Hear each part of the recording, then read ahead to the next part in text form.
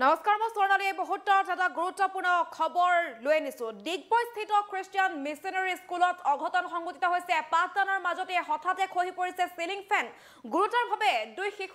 শিক্ষাৰ্থী আহত হৈছে বুলি জানিব পৰা গৈছে আমি দৃশ্যাংশ মুহূৰ্তত আগবঢ়াইছো ডিগবৈস্থিত খ্ৰীষ্টিয়ান মিছনেৰী স্কুলত অঘটন সংঘটিত হৈছে পাঠদান চলি থকাৰ মাজতে হঠাতে খহি পৰিছে সিলিং ফেন আৰু গুৰুতৰভাৱে দুটি কণমানি শিক্ষাৰ্থী আহত হৈছে বুলি জানিব পৰা গৈছে আৰু পাঠদান চলি থকাৰ মাজতে বিদ্যালয়খনৰ চতুৰ্থ শ্ৰেণীত হঠাতে সিলিং ফেনখন খহি পৰিছে চলি থকা সিলিং ফেন খহি পৰিছে ফলত দুটি শিশু গুৰুতৰভাৱে আহত হৈছে আৰু আহত দুটি শিশুৰ এজন ছাত্ৰ আৰু এগৰাকী ছাত্ৰী বুলি জানিব পৰা গৈছে ঘটনা সংঘটিত হোৱাৰ পাছতে বিদ্যালয়ৰ ফালৰ পৰা আহত ছাত্ৰ ছাত্ৰী দুগৰাকীৰ ওপৰত কোনো ধৰণৰ চিকিৎসাৰ ব্যৱস্থা গ্ৰহণ নকৰিলে আৰু বৰঞ্চ অভিভাৱকৰ হাততহে গতাই দিয়া হৈছে দুয়োটি শিশুক আৰু শিশু দুটিৰ অভিভাৱকে এতিয়া ক্ষোভ প্ৰকাশ কৰা পৰিলক্ষিত হৈছে আৰু যোৱা কিছুদিন ধৰি শ্ৰেণীকোঠাটোৰ ফেনখনত কিছু বিসংগতিয়ে দেখা দিছিল কিছু শব্দ কৰি থকাৰ বাবে কমপ্লিট কৰা হৈছিল কিন্তু তাৰ পাছতো কোনো ব্যৱস্থা গ্ৰহণ নকৰিলে বিদ্যালয়ৰ শ্ৰেণীৰ শিক্ষয়িত্ৰী জনোৱা হৈছিল সিষ্টাৰ সলমিক জনোৱা হৈছিল কিন্তু তাৰ পাছতো কোনো গুৰুত্ব নিদিলে গা এৰা দিলে যাৰ ফলত এই ঘটনা সংঘটিত হোৱাৰ অভিযোগ উত্থাপন কৰিছে আৰু ঘটনাক লৈ এতিয়া তীব্ৰ চাঞ্চল্য বিৰাজ কৰিছে পুনৰবাৰ জনাই আছো পাঠদান চলি থকাৰ মাজতে হঠাতে খহি পৰিছে সিলিং ফেন চলি থকা সিলিং ফেন খহি পৰি গুৰুতৰভাৱে এজন ছাত্ৰ আৰু এগৰাকী ছাত্ৰী গুৰুতৰভাৱে আহত হৈছে আৰু বিদ্যালয় কৰ্তৃপক্ষই কোনো চিকিৎসাৰ ব্যৱস্থা নোলোৱাকৈ অভিভাৱকক গতাই দিছে দুটিকৈ কণমানি শিশুক গতাই দিয়া হৈছে আৰু তাৰ পাছতেই বিভিন্ন ধৰণৰ অভিযোগ উত্থাপন হৈছে আৰু এই মুহূৰ্তত ভাইস্ত আহি পৰিছে আমি ভাইস্ত আগবঢ়াইছো আহিছে যে ছোৱালীজনীয়ে দুখ পাইছে মই লগে লগে আমি দৌৰি গৈছো ফ'ৰ্থ গ্ৰেডৰ বিকাশক সুধিছো কি হৈছে ছোৱালীজনী ক'ত নাই একো হোৱা নাই ফেন এখন পৰিলে বিশেষ একো নাই হোৱা মোৰ ছোৱালীজনীক মাতকচোন মই চাব বিচাৰিছো দেখিছো আহিছে তাই মা কি হৈছে বুলি সোধাৰ লগে লগে তাই মূৰত ফেনখন পৰিছে বুলি কৈছে তাই দুপৰীয়া কি পৰিছে মোৰ ডাঙৰ গোলটোকে পৰিছে নে তাই ক'ব পৰা নাই ভালকে তাৰপিছত আৰু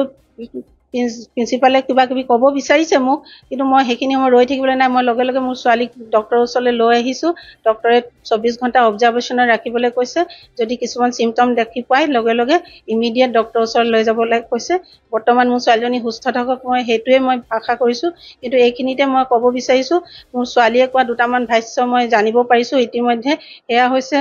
তাই কৈছে যে বহু দিনৰ পৰাই ফেনখন লৰি আছে আৰু তেওঁলোকে প্ৰত্যেকেই লক্ষ্য কৰিছে আৰু তেওঁলোকৰ ক্লাছ টিচাৰকো কৈছে যে এনেকৈ ফেনখন লৰি আছে খুব শব্দ কৰে ফেন লৰি আছে তেওঁলোকে ভয় খাইছে ফেনখন দেখি ক্লাছ টিচাৰে গৈ প্ৰিন্সিপালক কৈছে তাই কোৱা মতে মই কৈ গৈছোঁ আপোনাক প্ৰিন্সিপালে কৈছে যে একো ৰেছপন্স পোৱা নাই প্ৰিন্সিপালে মেমে একো কোৱা নাই আমাৰ মিছে কয়গে প্ৰিন্সিপাল মেমে একো কোৱা নাই তেনেকৈ দিনবোৰ পাৰ হৈছে বুলি তাই কৈছে আৰু আজি হঠাৎ যেতিয়া ৰাতিপুৱা গৈছে খুব বেছিয়ে লৰিছে তেতিয়া তাইৰ লগৰ ল'ৰা কোনোবাই বিকাশ আংকলক মাতিলে বিকাশ আংকলে চাই কৈছে যে নাই ফেনখন ঠিকে আছে এনেই চিলিংখন কিবা এটা হৈছে কেনে লৰিছে বুলি ক'লে আৰু তাহাঁতি ক'লে আৰু যিমান পাৰে ক'লে একো কৰি নাই দিয়া তাৰপিছত আকৌ টিচাৰ আহিছে ক্লাছ টিচাৰক আকৌ এবাৰ কৈছে যে ফেন লৰি আছে তেতিয়াও যেতিয়া একো নাই কোৱা ক্লাছ টিচাৰে এইটোৱে কৈছে যে চবকে চাইডে চাইডে বহাই দিছে বুলি কৈছে তাই কিন্তু কৈছে চবকে চাইডে চাইডে বহাইছে কিন্তু মই ফেনৰ তলে আছিলোঁ ময়ে তলত থাকি গ'লোঁ গতিকে তেনেকৈ অলপ এটা ক্লাছ টিফিন ব্ৰেকৰ পাছতে লগে লগে বোলে এটা অকণমান ক্লাছ চলি থাকোঁতে অলপতে বোলে ধাংকৈ পৰিছে সেইখিনি সময়ত মই বহুত জোৰছে দুখ পালোঁ ক'ত কি লাগিলে তাই ভালকৈ ক'ব পৰা নাই আমি বাৰে বাৰে সুধিছোঁ কোনটো পৰিলে ক'লে সেইখিনি সময়ত বহুত বিষাইছে বুলি কৈছে তাৰপিছত আৰু নাই স্কুলৰ পৰা মেডিকেলৰ একো ব্যৱস্থা কৰা নাই মই যেতিয়া স্কুললৈ গৈছোঁ তেতিয়া মই অকল ছোৱালীজনীক লৈ কেনেকৈ ভাল আছেনে নাই ক'লে লৈ যাব লাগিব সেই কথা চিন্তা কৰিছোঁ স্কুলৰ প্ৰিন্সিপাল মেমে এইটো ক'বলৈ চেষ্টা কৰিছে যে আমি কেইদিনমান আগত ৰিকুৱায়াৰ কৰিছিলোঁ সেইটো কৰিছিলোঁ হৈ গ'ল এনেকুৱা কৈছে মই কিন্তু সেইখিনি সময়ত তেওঁলোকে কি কৈছে কি নাই কোৱা মই একো গুৰুত্ব মোৰ মনলৈ অহা নাই আৰু মই মন দিব পৰা নাই সেইবোৰ কথা ডক্টৰৰ ওচৰলৈ আনিছোঁ গতিকে এতিয়া 24 ঘণ্টাৰ ভিতৰত যাতে মোৰ ছোৱালী সুস্থ থাকক প্ৰথমে মই সেইটো বিচাৰিছোঁ কিন্তু এইখিনিতে মই আৰু এটা কথা ক'বলৈ বিচাৰোঁ যে গোটেই কথাখিনি মোৰ ছোৱালীৰ ভাষ্য কোৱাৰ পিছত নিশ্চয় আপোনালোকে জানিছে যে এইটো কাৰ গাফিলতি কাৰ নেগলিজেঞ্চি একমাত্ৰ কৰ্তৃপক্ষৰ নেগলিজেঞ্চি। সৰু সৰু ল'ৰা ছোৱালীয়ে বহু দিনৰ পৰা ভয় খাই সেই ফেনখনৰ তলত বহি ক্লাছ কৰি আছে। ক্লাছ টিচাৰো বাৰে বাৰে প্ৰিন্সিপালক কৈ আছে।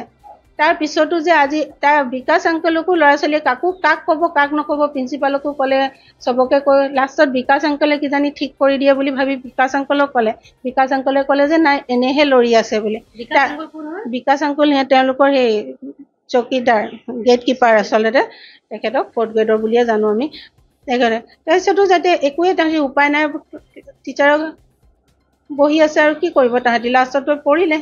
গতিকে এই গোটেইখিনি কথাত আপোনালোকে চাওকচোন কাৰ গাফিলতি সোমাই আছে। একমাত্ৰটো কৰ্তৃপক্ষৰে গাফিলতি। আজি ছোৱালীজনী ভালে কুশলে ইমানখিনি বিশেষ